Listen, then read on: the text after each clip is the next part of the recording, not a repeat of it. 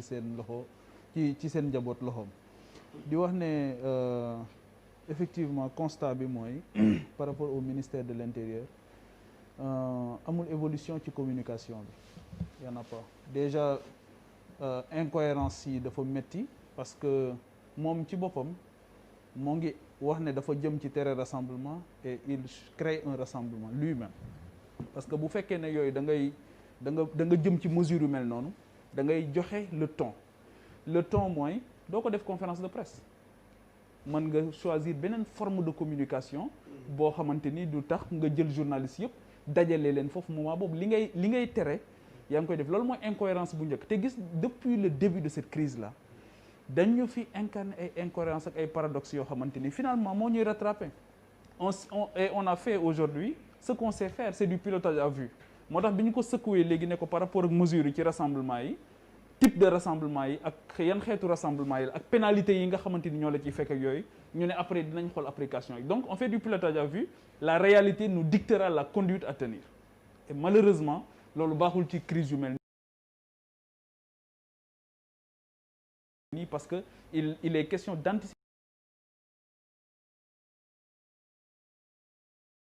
d'anticipation de planification surtout ak gestion bi doog a ñëw et c'est la planification qui a manqué dans cette crise là on a beaucoup plus géré la panique et la peur que gérer la crise en tant que telle parce que au départ ñun on en a parlé à l'époque on a dit est-ce que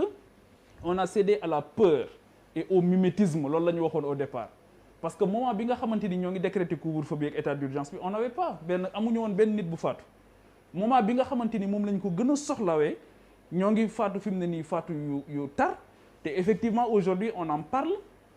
parle parce que tout simplement de grands noms ñoom ñoo fi jóge mais am na si ñoo xamante ni duñu ay grands noms te pourtant ñoo ngi faatu jamono bu nekk loolu moo tax les deux postures qui me semblent intéressantes ci jamono bi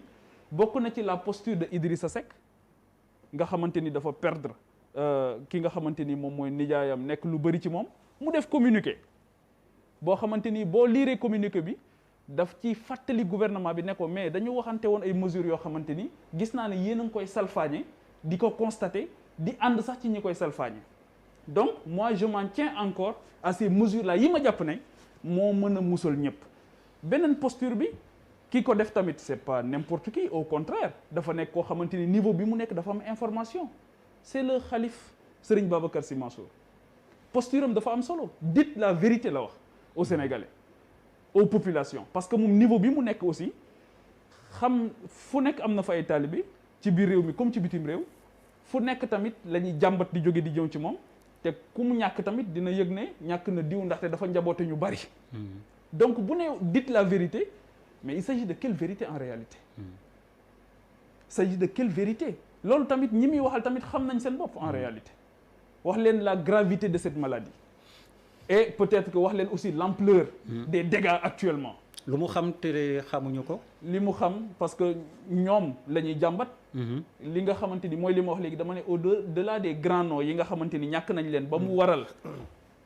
joyanti bi am joyanti la sax ci tur waaye du joyanti parce que bu fekkee ne tey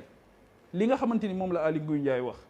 su fekkee ne depuis ñu levé woon état d'urgence bi mesures yooyu nekkatuloon mais kon musiba dal nañu di problème bi c'est pas un problème de mesure problème application la ci mesures yi nga xamante ni ñoo ngi koy jël te application boobu dafay mel ni souvent dafay am un aveu d'impuissance bu ci am parce que dinañ céder ci pression parce que dinañ céder ci peur li ma doon wax léegi gestion de peur gestion de panique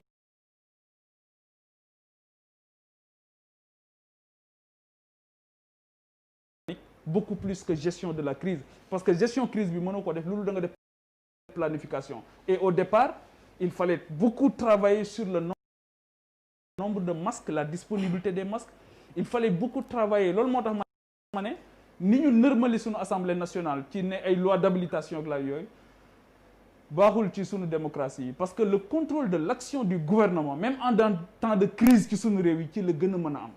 donc tey le ministre de l'intérieur li mu def tey mais mënoon na dem assemblée nationale ñu déglu ko laaj ko question yi ñu laaj ko représentation nationale laaj ko mu dem jusqu'au détail le type de rassemblement qui est interdit xeetu rassemblement boobu ku ko transgressé lii moo la ciy fekk kii moo la war a remettre à l'ordre kii moo war a def police ba ci parce que ailleurs da ngay gis ne ba ci pénalité yooyu sax ñuy jël ci nit ñi dañ lay waxaat fañ lañ koy delloowaat après pour mën a gën a xeex li nga xamante ni mooy mbas mi. Donc encore une fois je pense que ne il y a beaucoup plus d'incantation que de concret. Monsieur le conseiller technique.